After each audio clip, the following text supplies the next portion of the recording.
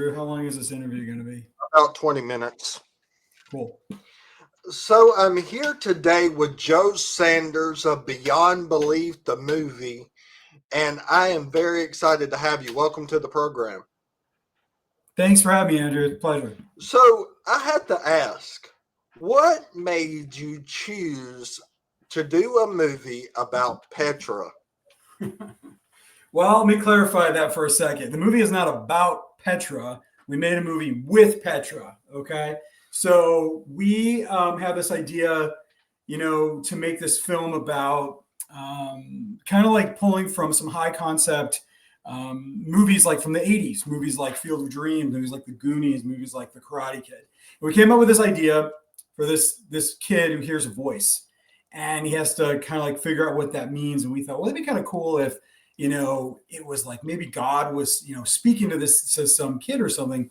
And then we decided that we should put that movie in the 1980s, because at the time, there hadn't been a film that had ever been released before that had faith-based film that had taken place in the 80s before.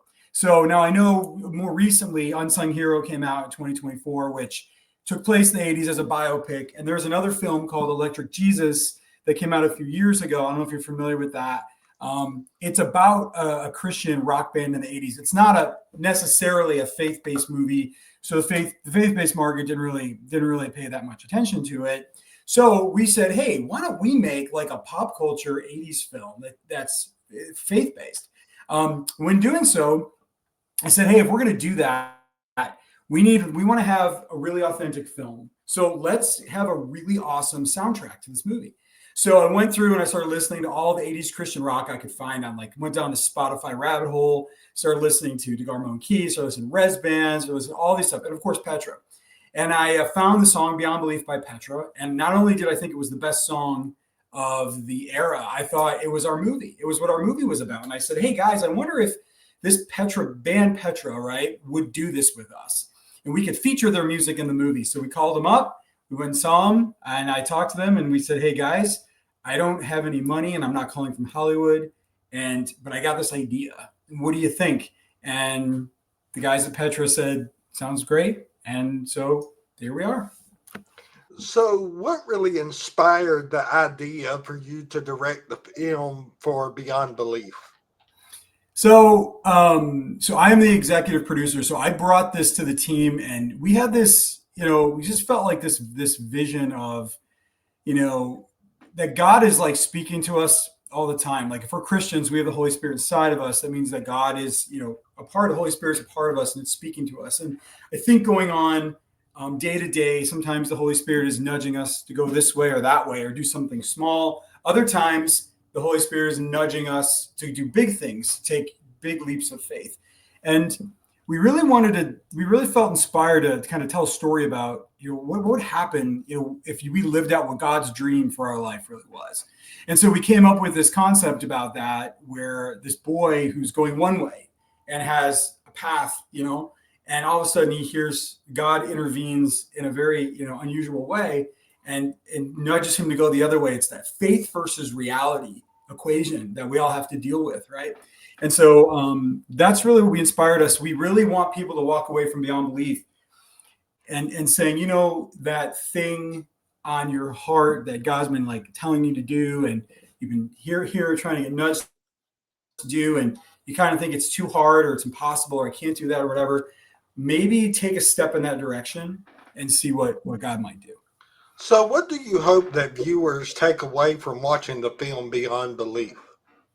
Well, I really hope that they will understand that when God asks us to do things that are impossible, right, or do things that we can't do, we can kind of look up at God and say, hey, why are you asking me to do this? I'm not qualified for this. I can't do this. And I think God looks down on us and says, you're right.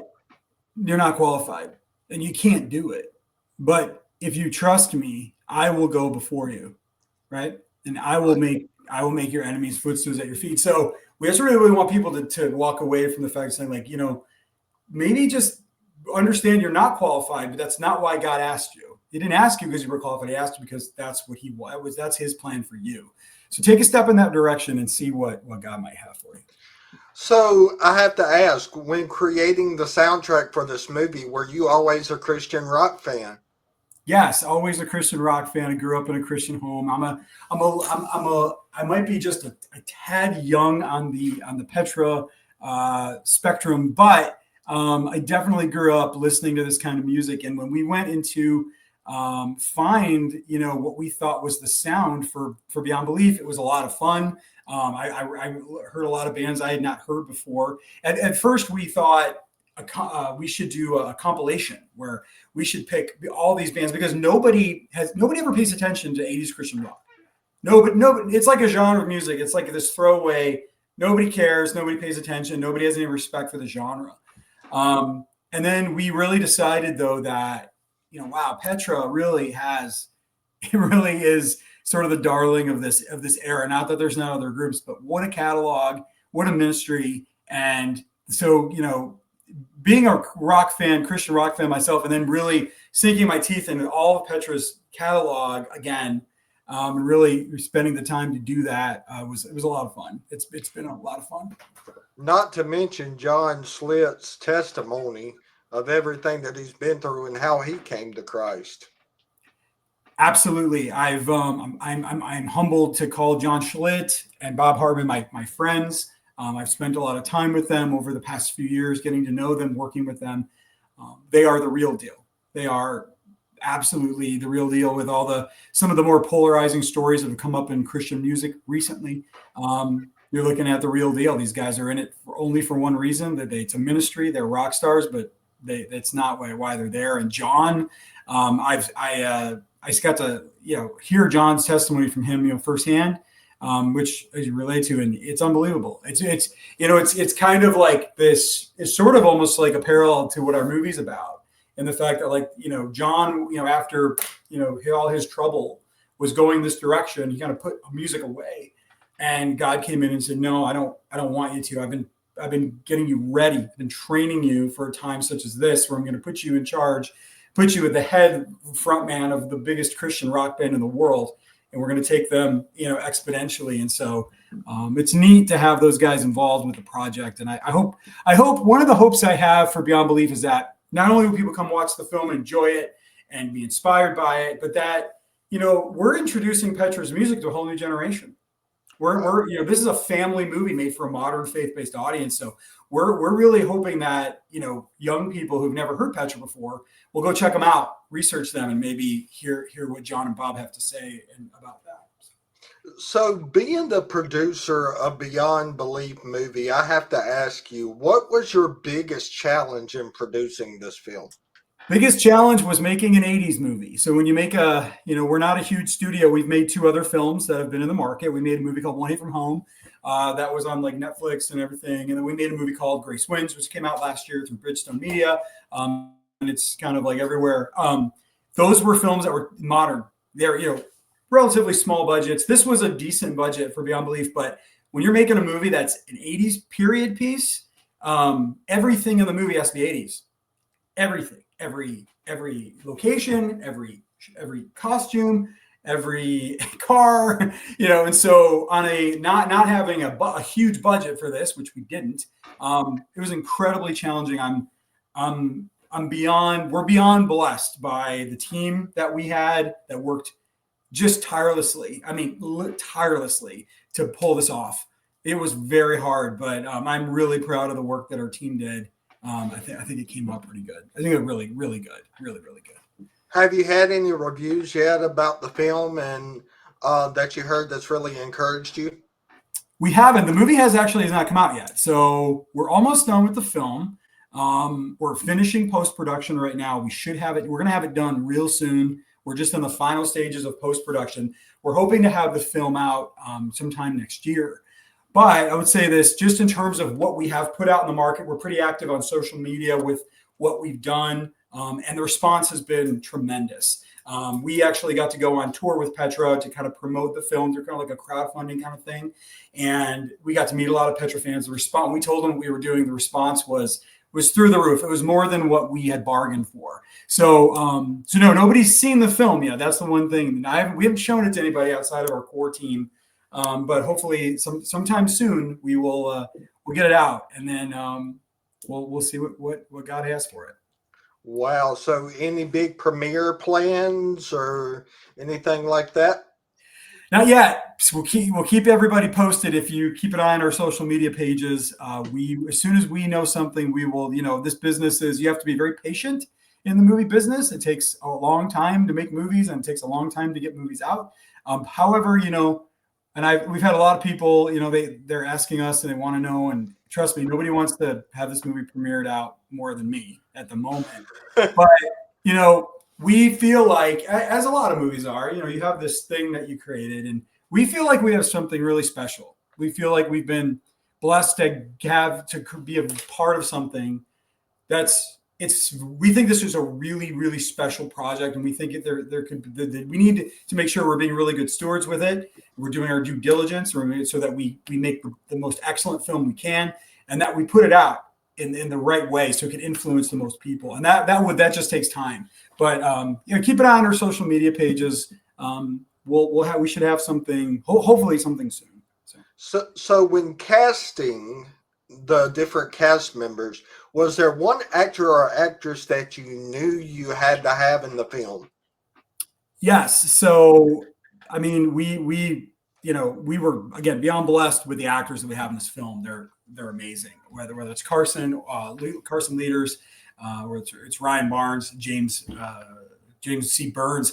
But I will say that when we were casting for the role of Sarah Ellis, who's the mother of the story, of the boy in the story, now I'm credited as one of the writers of Beyond Belief. I didn't pen the screenplay, but I wrote some of it anyway. So I always had this vision of who I really wanted this actress to be. And so when we hired our casting agency, we were casting New York, LA, Chicago, just hiring, casting actresses and actors. We got our first round of auditions, and I think we had 40 women who auditioned for this role of Sarah Ellis. And so I sat down and, okay, I got to look at all these, got to watch all this. So I clicked on the first one. It was Debbie Gerber. I clicked on it and I watched Debbie's audition, and I turned my computer off and I said, that's Sarah. I'm not even going to watch the rest. And I'm not a dictator over here, though I am the EP. So we do everything as a team, and I have an amazing team. And so my director and our other writer and our other producer, everybody, and our casting agents all had an input in this. And we did callbacks. We had other women, that everybody else liked. We brought them all back. We did live reads and everything. But in the end, it was unanimous decision that as well as good as the other actresses did in the auditions, it was Debbie all the way. And she was absolutely incredible in this story. And I think people really enjoy her performance. What about a memorable experience for you while producing the film as executive producer? One of the funnest couple days we had, is when John Schlitt and Bob Hartman actually came to set. So we were filming at Willow Creek Church in Illinois here. We were doing there's a lot of music in the movie. So we were doing some of these music performance days, lots of extras and stuff. And John Schlitt, Bob Hartman flew in, and they got to come and be a part of the set and got to meet all of our cast and crew, and just kind of loving everybody and support the film. We did some media, we did a few other things, but it was so amazing just to have that full circle experience of, hey, I reached out to you guys a couple of years ago, and we decided that, hey, maybe this could actually happen. And then we, kind of went through this process of actually, hey, we're actually filming the movie now. And then to have John and Bob there, it was surreal. It was amazing. And I can't wait to be with them at the premiere of the movie, hopefully sometime sooner than later. Yeah. So what about a memorable experience for you? For me, like just me personally, a memorable experience. I think, there's lots of them. When you're working on a movie set, every day is a challenge. There's a million different things you have to do. There's a whole bunch of different people that you're going to be interacting with on a daily basis. I would say though, one really memorable moment actually was sort of an offset kind of thing. This family, that was one of our investors supporting the film financially came out to the set. They just wanted to be a part of it for a week. They brought their kids and we, whatever. It was great. And I remember just these people are just incredible. And I remember one day on set, kind of like looking around and trying to find, I couldn't find them because I wanted them to be involved in what we were doing. And I finally, later in the day, I ran into the gentleman and I said, hey, this morning I was looking for you guys. I said, where were you? Where were you guys this morning while we were doing all the stuff? And he goes, well, we were off on the side over there just praying for the production. And I remember just being like, just blown away by this family and all the support that we got. But there was, that's a moment I won't forget. Because when you're on a movie set, you're running around and everybody, it's a military operation. You got trucks, you got, all these people, and there's the stuff going on and everybody's trying to be involved with it. And you had some people that are, sacrificing financially to help us do this. And instead of them wanting to be in the middle of it, they just wanted to be off and praying for us. It was I'll never forget that. Well, Joe, I appreciate your time. Thank you so much for coming on talking about Beyond Belief. And maybe when you premiere, we'll bring you back on again. Sounds great, Andrew. Thanks for having me. Appreciate it. All right.